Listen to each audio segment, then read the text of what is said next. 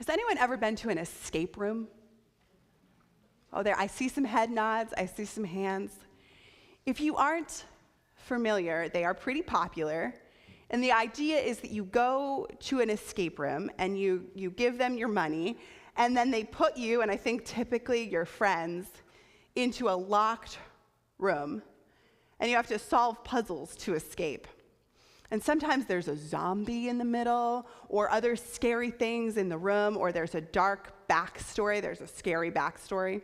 The room is bad, you have to get out of it, and you're working to escape the clock.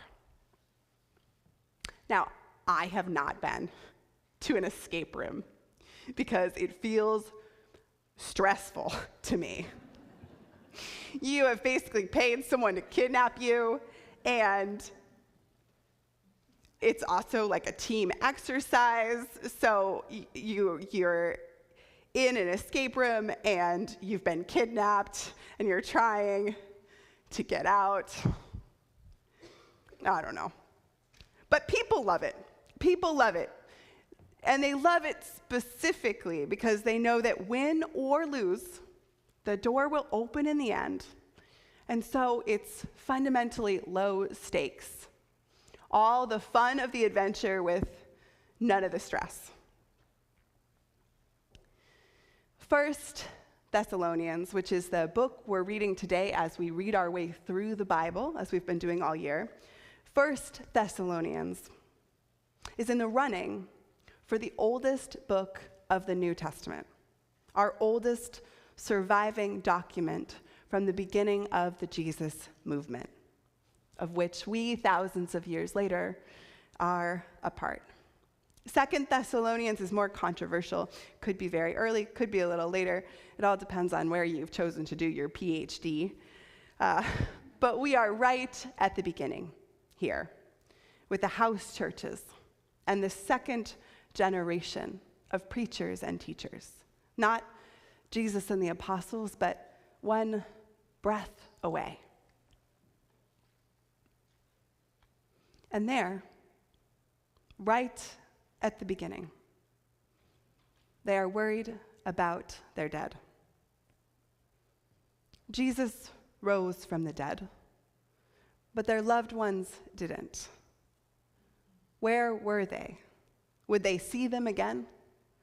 What did it mean, the life, death, and resurrection of Jesus for those who had died? There, right at the beginning, they worried about their dead. There, right at the beginning, they worried about their dead because death is and always has been the enemy. Not our own deaths, even the deaths of those we love. Death creates little invisible black holes, places with no matter where matter should be, places that are empty that should be full, places with no hugs, no arguments, no soup or Thanksgiving side dish, no mom, no dad, no Joe, no Dolores,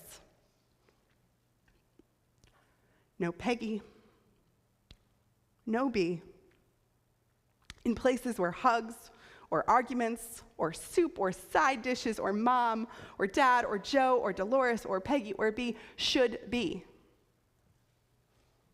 They should be here. What happened to them? Where are they?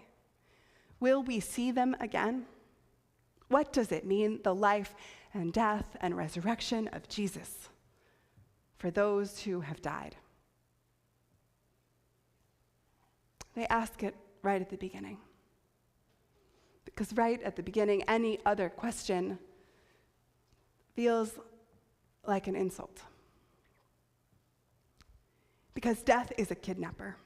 Death and all the death-dealing forces of the world, death's shadows, war and depression and disdain for human life and flourishing, they kidnap us, trap us on the other side of a wall, away from the people we love, away from the people who we were supposed to be, away from how life, human life, all life, was supposed to be lived. That's what our faith says about death. Nothing saccharine, no forced lessons or half-truths. Our faith proclaims that death should not exist. That's why it feels so impossible. Even when they're 98 years old, even when it happens again and again and again. Death should not exist. And somewhere along the line, we gave our allegiance, our money, our attention to death. And it is holding the world hostage. Death is a kidnapper. Death is Pharaoh and Rome, as well as cancer and pneumonia. A kidnapper that is holding hostage the world, which, while often beautiful, is not as it should be. Death is a dark room in which we have found ourselves trapped. Which is, of course, why I have never done an escape room.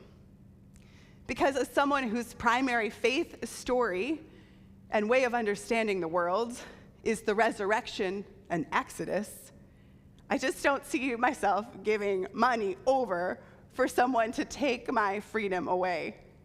Too soon, thanks. Or more cynically, already here, thanks. But people love escape rooms. And the reason is that no matter what, at the end of the time, the door will open. The stress and the blunder and the effort to get it right is consuming, but not terrifying. Because either way, they are getting out. Someone has gone ahead and prepared the room and made sure that the door is going to open and made sure that in the end, things are going to be all right.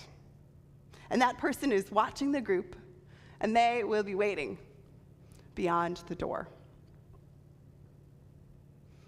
And the thing about death is that it's not really a kidnapping. It feels like a kidnapping. And the kidnapping is what death wants you to think. What all the death-dealing forces want us to think, that we've been kidnapped and that this is for real. But death is not a kidnapping. It's an escape room. It's an escape room because Jesus already went in, solved the puzzles, and opened the door. And he didn't latch it when he left. No matter what happens, when the time comes, the door opens, and he is waiting there on the other side. There is no dark room, no grave, no sin, no tomb into which Jesus has not descended. And in each one of them, he has paid death the price to open that door forever and everywhere. And the door stays open. And that is the defiant and joyful and courageous truth of our faith. The darkness isn't real. It can feel real. It can seem real. And that is right, and those feelings are valid. But whatever happens, no matter how bad it gets, we know that that door will open in the end. Sorry. Whenever this heating system comes on, I cough.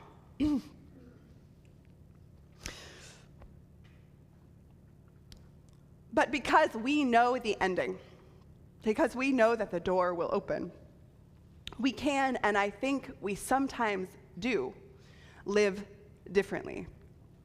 There is an invitation to settledness and to bravery and to love in this short and precious time. It is an invitation to right-size the bad and hold fast to the good. To say, as Peggy Halleck did, "This is the day that the Lord has made. Let us rejoice and be glad in it." Even on the day she fell. Even on the day she was trying to use her new walker. To love so bravely, like Dolores did, that she risked this, her lifetime church, and many, if not most, of the relationships in her life in the 1980s to help us learn to love her gay child better. And in so doing, helped us better learn to love the fullness of God. To live so full of joy that Joe, with all of his ailments and pain, asked after the health and the families of each of his caretakers. And even in the hospital, always pointed out something positive when you went to visit him.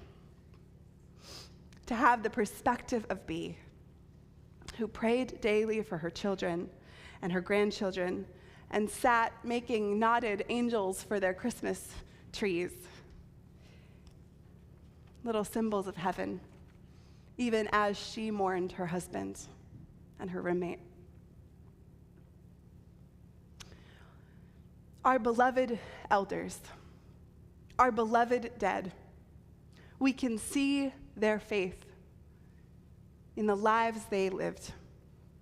We can see the ways that it mattered, that they knew that Jesus was on the other side of the door. Death masquerades as a kidnapper, but Jesus gets the last laugh because it's always been an escape room, the whole time, a mirage, a temporary parting. We paid the money and we're here in this room, but Jesus already solved the big question, the first question. The door is unlocked. And when it opens, then we too shall be caught up in the clouds. And as the scriptures say, meet the Lord in the air. And there we will be with the Lord forever. And when we believe this, when we can live this, well, then this all just becomes a wonderful and blessed adventure. Praise be to God, and amen.